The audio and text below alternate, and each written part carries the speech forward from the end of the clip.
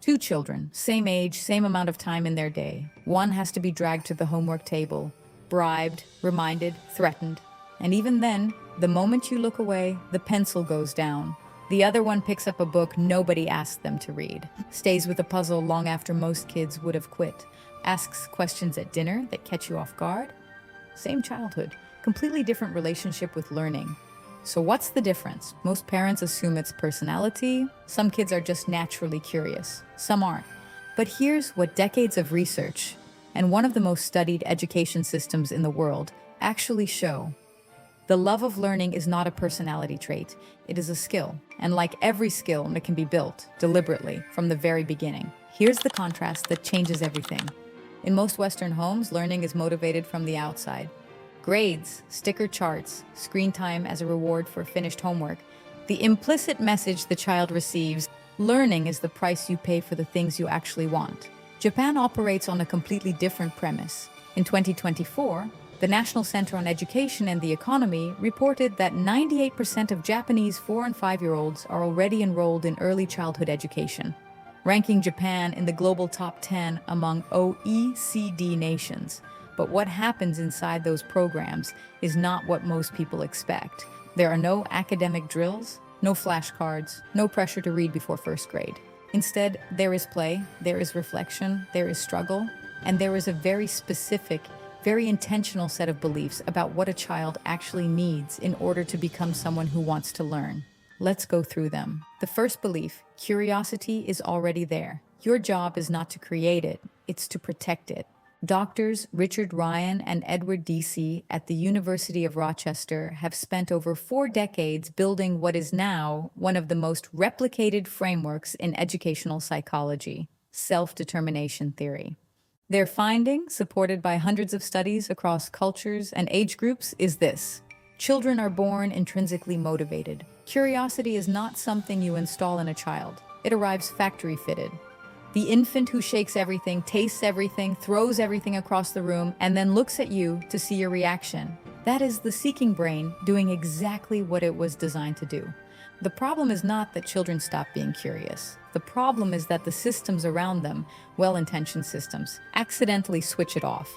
Ryan and Deci found that external rewards, pressure, and evaluation, especially when applied to activities a child already finds interesting, actually suppress intrinsic motivation over time. The dopaminergic system that drives curiosity and exploration begins to go quiet when the brain learns that the point of an activity is to earn something external, not to experience the activity itself. In other words, the sticker chart doesn't just fail to build love of learning, it can actively undo it. Japanese early childhood education operates as if it already knows this. The yochien, the Japanese kindergarten, is deliberately not academic. It is structured to protect the child's natural drive to explore while it is still intact. Because here is the truth most parents aren't told. The window where curiosity is easiest to protect is early, and the window where it is easiest to accidentally extinguish is exactly the same. The second belief, how you praise matters more than how much you praise.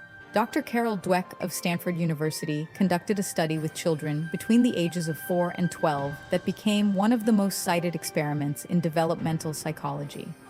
She gave children a series of puzzles. After the first round, she praised half of them for their ability. Wow, you must be really smart. She praised the other half for their process. Wow, you must have tried really hard. Then she offered both groups a choice, an easier puzzle or a harder one. The children praised for being smart chose the easier puzzle. Because smart children don't take risks. If you fail the hard puzzle, you stop being smart. The children praised for their process chose the harder one. Because trying hard children aren't afraid of difficulty. Difficulty is just the next step in trying. Here is the finding that should stop every parent cold. Dweck then looked at mothers' praise patterns with their babies at ages 1, 2, and 3. The mothers who consistently used process praise, praising the attempt, the strategy, the persistence, raised children who, 5 years later in second grade, showed measurably higher growth mindset scores and greater desire for challenge.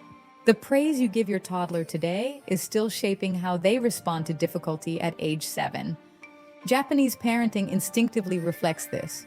The cultural emphasis is not on the result, the grade, the prize, the ranking.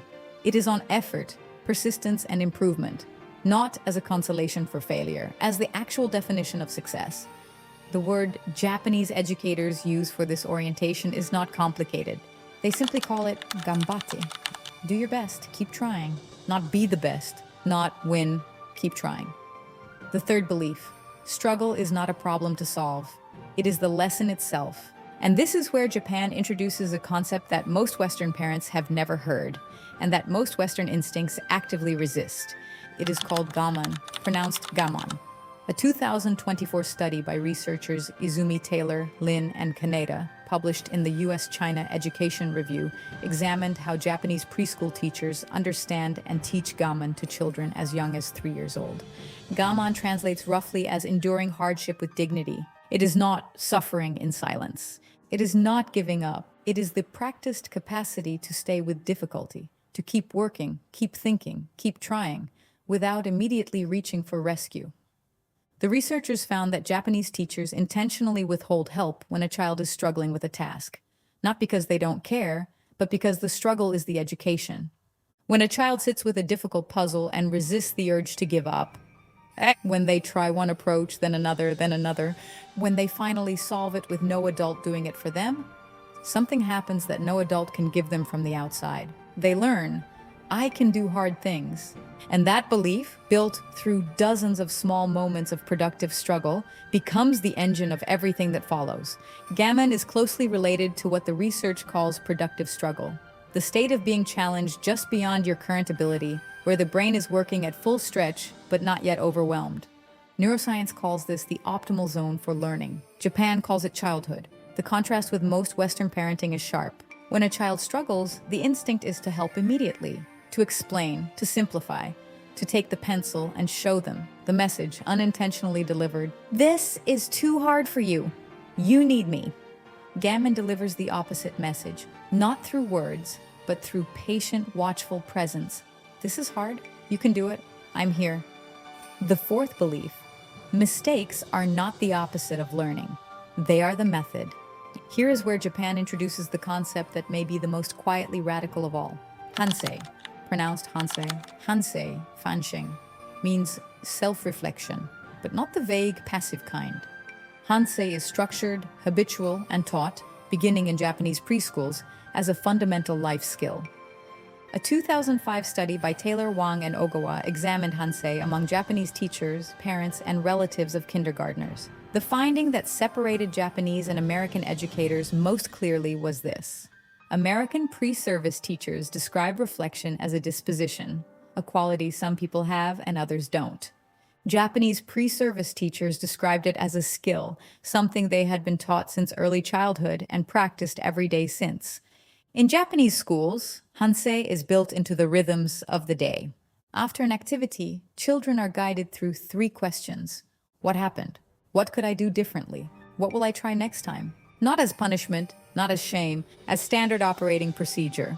The cultural phrase that underpins it, self-awareness, is the first step to improvement. And notice what hansei does to mistakes. In most classrooms, and most homes, a mistake is an ending.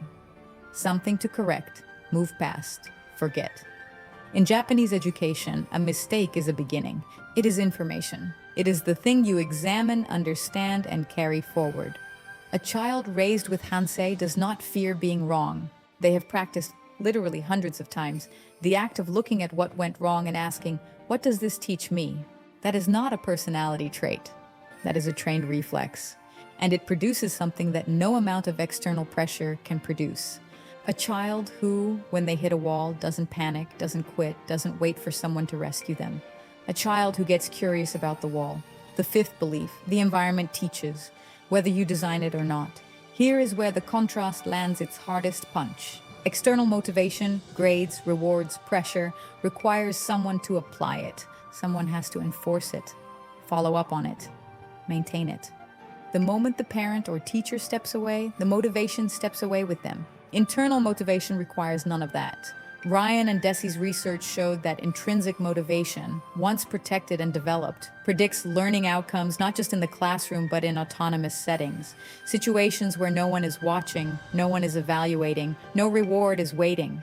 A child who loves to learn will learn in a library with nobody around.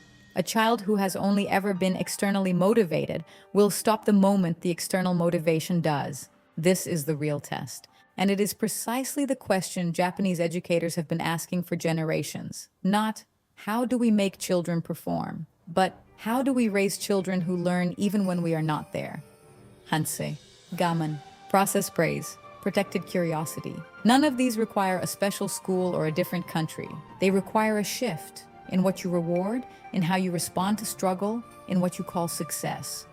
Two children, same age, same amount of time. The difference between them is not intelligence, it is not luck, it is not personality. It is what happened in the early years, the small daily moments that either told a child learning is something done to you, or learning is something you do. One praise choice, one moment of staying patient while they struggle, one question asked at dinner instead of an answer given. That is where it starts, and once it starts, it does not stop. I'll see you in the next one.